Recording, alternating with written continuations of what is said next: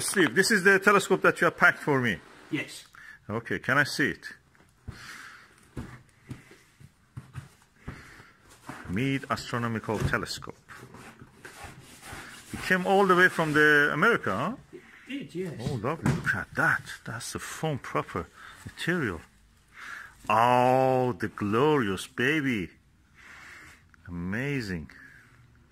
It is beautiful. Oh, yeah. How many years of joy. Yeah. Thank you very much for opening, boxing it for me. And I will take the box with me home, showing it to my lady. Let me see this. Thank you very much. No, it's okay, my pleasure. Yeah. You actually are working in Spain and making the observatory there. One, and then So. that's what we're having built. Oh, lovely. So, ENS Optical is now in Spain and building observatory, like the one that I saw actually today or so in South Africa. The roof moves like that. Yeah. That's the same design, I think. I've been at this 6 months now, getting it to this stage. So oh, lovely. Time's kind of split a little bit. Oh. I've never been videoed in my life. That's all right. This is for a video in the YouTube channel. I have a YouTube channel, so it goes there. If you don't want, I will not put it there. No, it doesn't matter. Yeah, it's an interesting place. Look, full of the optical systems in there. If you want to see what's interesting, yes, please, can we see? It's a haberdashery. Haberdashery of destruction. Yes. At the moment, I'm in a rock nest, so there's stuff everywhere. Oh, look at this big telescope. Celestrons, all celestrons. 2-inch diagonals. So, as you can see, we're having while I'm having the decorators in.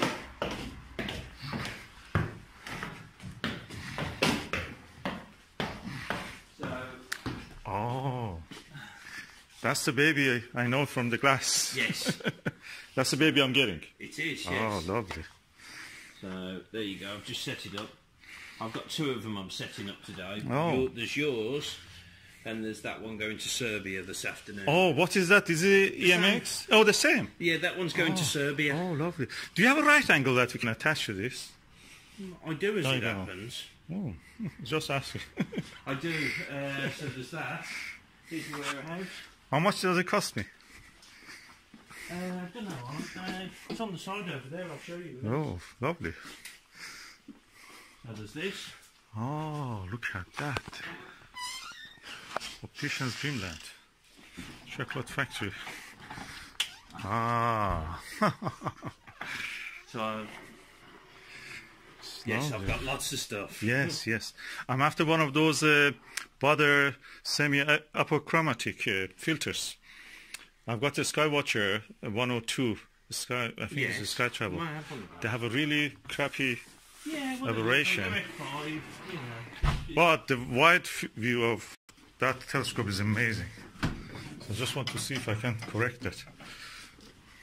So, and there's telescopes. Oof. Also here, and all around the corner and everywhere. But do we have a box for my telescope? No, I have one box, and unfortunately, that's the one that's got to go to Serbia. Oh, can I have another? If you have any... If I had a box... or one of these kind of carrying thingies. Carrying boxes. We'll have a look in a minute. I mean, British buyers should have a priority, kind of. Well, in my case, the man who bought it first has the priority, and it was the man in Serbia. Oh. So there's tons of stuff in here. Okay, lovely. Look at that. Maybe I have a 10-inch in my car, actually. You have a 10-inch scope? Dobsonian, yeah. It's one of those, what is collapsible ones. Flex tube. Trust tube. Yeah. Yeah. I'm building a shed for that, so just putting it in a shed. So, yes, once it's all done. Lovely. The babies. Really good to bring the kids here to play. Do you have a box that I can put the thing on it? Don't know yet. I'll have a look. Yes, please. We'll get it tested. Show you what it does. Yes. Show you how it goes. Yes. And then we'll take it from there. I've already set it up so the line north works. Yes. So I've turned it on earlier. So what it does is it works a bit like an oil derrick. It moves up and down. Yes. And there's a little ball bearing in here. Yes. And from that, the ball bearing goes in a certain spot when it's level. Oh. It then has a magnet in it, yes. so it spins round till it finds north. Oh. And then once it's done that, because you've already put the time, etc. into it, it then works. So it doesn't have a GPS. We have to manually put it. That's gimmicks, I know. You have to do. I don't use. I mean, I've got 11 telescopes in Spain, and I don't use GPS. GPS is a sales gimmick by companies to get you to upgrade from the previous model to the next one. It's a bit like buying a Ford Focus LX. But next year's Ford Focus, it's the LXi. It's ridiculous, but still. Can I attach my? I got a click lock, but a click lock thing. Yeah, and goes here. Just 2 inch. I want to use 2 inch on this. And may go to other telescopes, this other one. Oh, that's beautiful. Yeah, good. Everything. Lovely. Best upgrade you can do is you put a feather touch. Yeah, that's what I want to actually do, a motor or something for this, or feather touch. Feather touch. How much that will cost me? You pay about 300 quid for them, so I should wait till you get it up and working first. Yes. So, but yes, no. Let's see the... can I see the optics? Yeah, of course you can. I haven't even looked at them myself, yes. Yeah. I'll give them a blow in a second if you want. Oh, is it possible? You have a blower, huh? Of course I have. I clean optics all day long. Yeah, just today I saw that somebody was washing it in South Africa.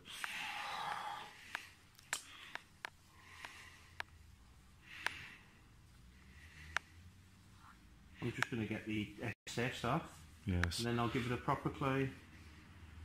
It's a bit cool in here. Yeah. That's lovely. Does it need a dew shield also? I have those if need be. Yeah, or I can make one from this. They say that from the foam. Well, make it out of a bit of foam, which is what I do. People are very prissy these days with the telescopes. They have to be perfect. Yeah. But to be fair, most telescopes we use in the dark. Yeah, you can't see them. So a dew shield's job is to stop dew getting on your glass. I have exactly those things, I have also carbon thingy that you can actually clean it without any... That's I use it for cameras, so I just can use it. Yeah, so do I. It's a bit cool in here at the moment. Yeah, beautiful.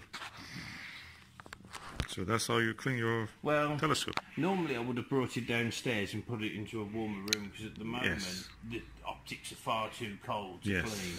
So when you get them home, just blow them off like that, bit of breath, clean cloth, and then just gently do that. And any smear, I'll have left just 1 or 2 tiny smears on, and just take them off. See, like there.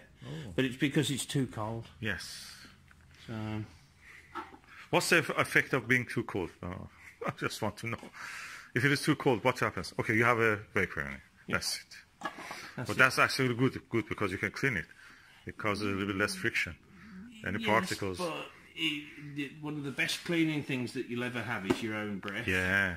So, and if it's freezing cold, all you'd be doing is wiping the vapour around. Yes. Let's move it, huh? Just to see how it goes up and down.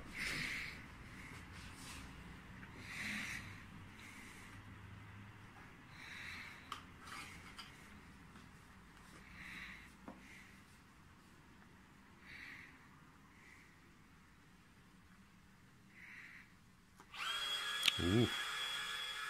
Holy I've just altered the speed to maximum there. Yes. You can go down so drains the battery. It's trying to centre. Let's just press centre. And how it moves in the azimuth, does it move? Oh, lovely. Brilliant. That's true. Where is the battery? Is it there? Oh, here. I've got it running off. Oh, you attach to your own power supply. Oh, okay. Now, just last night I was reading about this.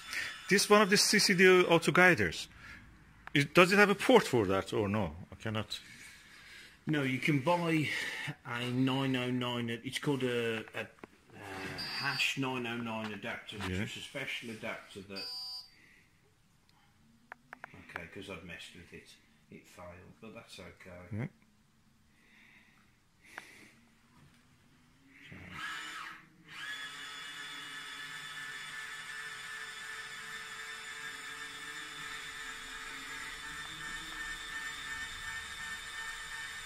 How it can be a finder? To be honest with you, as a finder, it's the worst finder in the world. And I'll be honest, it's a joke. Yeah. Use that. Or do what I do. Best bit of advice I can give you as far as finders go is do what I do, take that off and put a tail rod on. Oh, yeah. If you don't know have you ever seen a tail rod? I read about it, tail rod, but I've not seen it.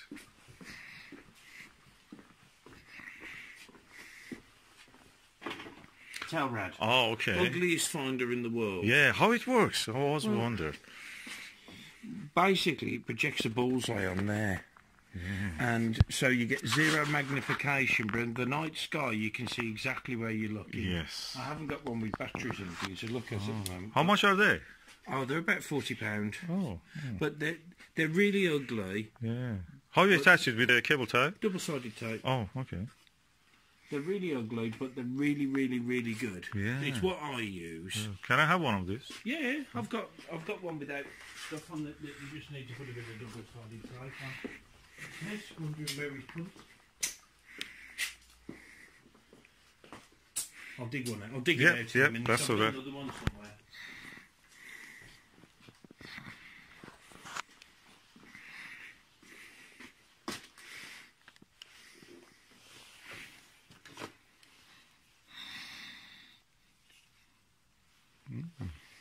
Impressive.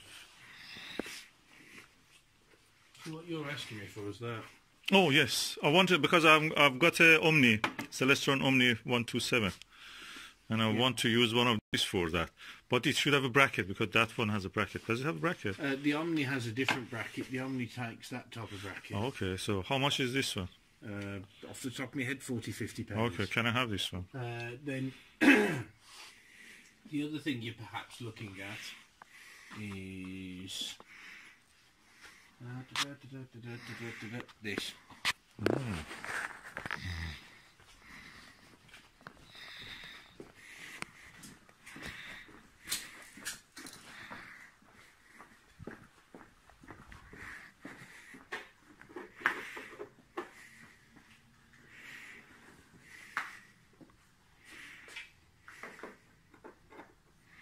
Oh, what is that?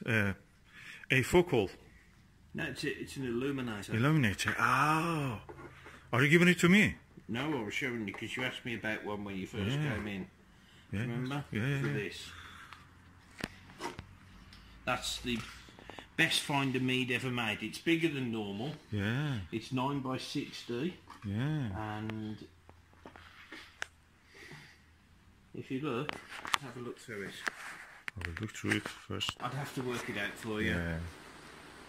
But it depends if you want the right-angled one or not. On speed, I personally would use a tail rod. Really? Yes. Okay, I will go with that one until I'm a little bit knowledgeable more. But I like this design also. It looks more gimmicky. It's a much better finder, to be honest, but it's not as good in my opinion as the 40 quid tail rod. Really? So okay. Yeah. That's probably £100. Oh. Whereas that's 40. And to be honest, it's better. So where it goes, where I put the tail rod? Well, here? What I would do if it was me was... I mean, I want to have this. I just want to add the tail rod just in the case. I would undo... Well, you can put it there if you want. A lot of people... Or when you take this off, you can put it there. Oh, just in front of it. Yeah. It's lovely. So that definitely goes with the Omni. Do you have an Omni? That's the question. It's the Max Suitoff, isn't it? Yeah. No, it's a Schmidt Cassegrain. I'll show you. Can you explain for our viewers why we should not use this one, which comes with the telescope actually? Well, the biggest problem with this is it's a gimmick to help show you the telescope when you're being sold the telescope. If you look, it's really flimsy. Very wobbly. Yeah. And the biggest problem is we tend to use telescopes in the dark. Yes. And when you're in the dark, you wear coats because it's cold and gloves and other things. And what happens is you catch it. Oh, God. So what you do is you take that off, you remove it, you put some Velcro on the back, and you go boom. Yeah, and you've got nowhere you can to put catch here, it. you can put this any side you want. And a lot of people actually put them on top of the tube because generally your tube's facing up anyway. Yes, that's safe actually. It's not on the way even. So lovely. But this is a a wonderful thing for me to show you a telescope. Yes. But in the field, not so good. Yeah. And we also changed the actual viewfinder of that. We made a deal on that. Yes. So this one, which was the original 851, well, we changed it for the right angle bigger one. Meade finder that hasn't been made for, oh God, let me think, late 80s. Oh. It was the late 80s, early 90s. This is what's called a Meade Polaris finder. Yes. It's 9x60, so slightly more magnification, and 10mm aperture. And out of all the finders Meade have ever made, that's the best. Yes. And what is this doing? It's an illuminator. You just. And does it need a battery? It will more than likely need a battery. And this is the inside here, huh? There's the inside, yeah. Okay. You just go in there, turn it on, job done. It's lovely. Thank you very much. Yeah, brilliant. Let's go for the tail rod, because I have also another thing. And I know that I have Dobsonian, and I probably get the tail rod now that I'm here. I will find. I know in the eBay the tail rods can be selling for any price. So yeah. The one you give me now probably is better. So, and I tend to use, if you're a scientist, the tape that I use for astronomy is VHB tape. Yes, oh, okay. So rather than just normal double-sided tape, it's great in your home. Yes. But when it's cold or hot, so if you're doing solar or if you're doing nighttime work where it's -5, it doesn't keep its bond. So VHB stands for very high bond. That's great. Thank you. You just use VHB tape. So do you have VHB tape also? That is a cheap version of VHB tape, but this is something I use for something else, but it's very sticky. But VHB tape's generally made by good manufacturers like 3M. And it will say in the title VHB, and you're going to want, for most astronomy uses, 12-15mm wide roll. You'll pay about 20 quid for a roll. In fact, when we're off camera, there's a new make that I've been using for the last month, and I bought it off Amazon. I can't remember the make off the top of my head, but it's a type of VHB tape. It's 20 quid a roll, but it's brilliant. And I'll give you the link to that. That's great. What's the use of it? Exactly, can you explain for the viewers what you do with that? Well, that sticks on there. The other side of it is also sticky. The other side is also sticky. Your tail rod goes on that. And your tail rod goes on that. This isn't good enough for that because it's not thick enough and there's no foam in there. But VHB is proper double-sided. Thank you. We have a tail rod. You look through here. So the rest of it, which is this compartment, it's mostly empty actually. But if you look, it's basically a battery compartment with 2 batteries held in place. And then it's an illuminator back here, which illuminates onto. That's a little mirror. There. And then the mirror reflects up onto there. Okay. It's. So how you see the sky? The sky is seen through here. So it's from that side, You see, a tail rod's quite an unusual finder. It's really ugly. What's the difference between those and those red dot ones? This works and they're crap.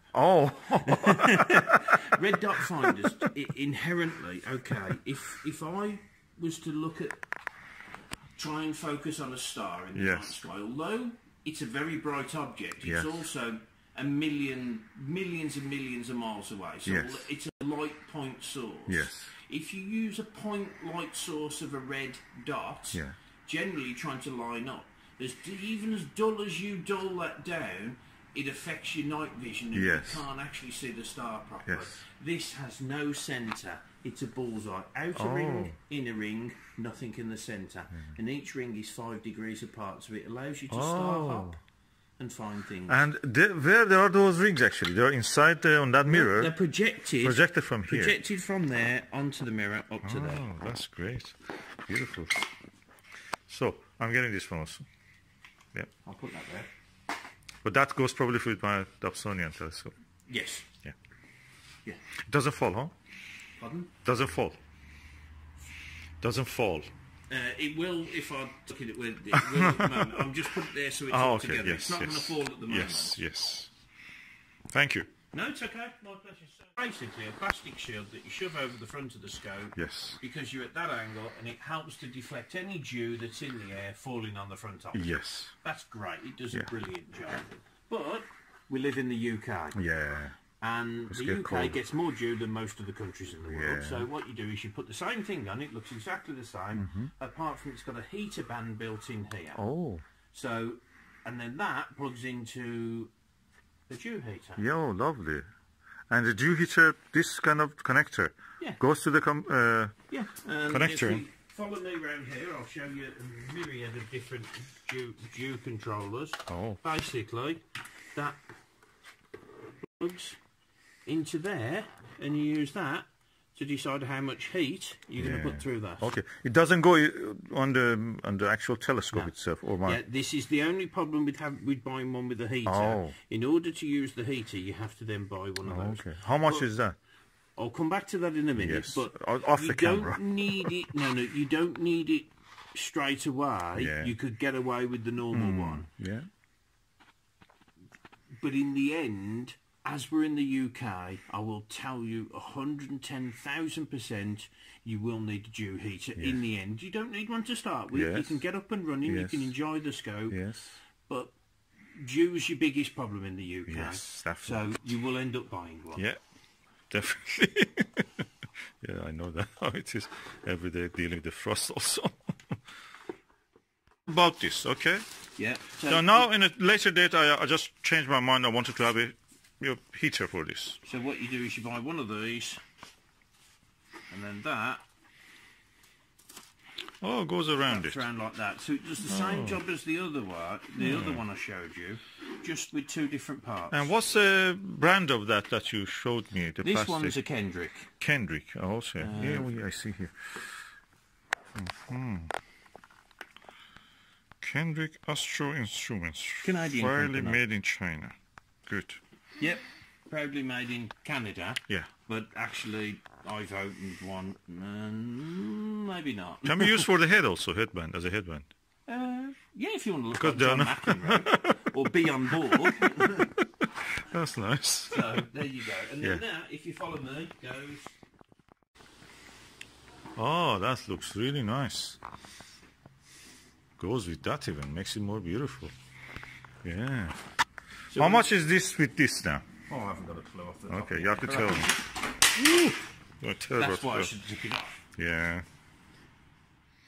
This is the Meade LX90 that I have bought. As you can see, it's a bit lighter than the LX200, which is a kind of stronger, heavier fork mount, which you can see here. And with this one you can actually put it a equatorial wedge on this and just do long exposure astrophotography. Of course, with the Registack you don't need really much of that if you're just doing casual astrophotography. Registack will do with 15-30 second exposures. Good job for you if you want. So you told me whenever I want to move the telescope... Whenever you move a telescope, or you've got to put it away, don't be tempted just to move it and do everything with everything assembled. Yes. You always disassemble. Yeah. Always, because it's very easy to break things like this. Oh, that's a little glass. Yeah. Plastic. So, leave this on though, and I'll show you why. So we'll take that off. I'll pull that off, and they always fall off. When you're finished, this, you undo that clutch. Oh, goes down. So it's much smaller. Yeah, Push takes that less back in. space. It's almost the size of that Dobsonian I have. Exactly, it's quite compact. That's what, and what you do then, you can carry it on your back seat. Yeah. Job done. Okay, how you open it then? It's not... There's a knack to that. So what about this wire? Is not on the way? No, or you can just do that. Oh, okay. So whenever you take it down, remember this isn't cheap. So you always keep a hold on it. Yes. You undo that knob, but you always keep a hold on it. Because you see a lot of Meade telescopes broken online. And what they are is people who stand there doing this. Yeah. And then what happens is the scope goes. And they fall. And you'll know when it's undone.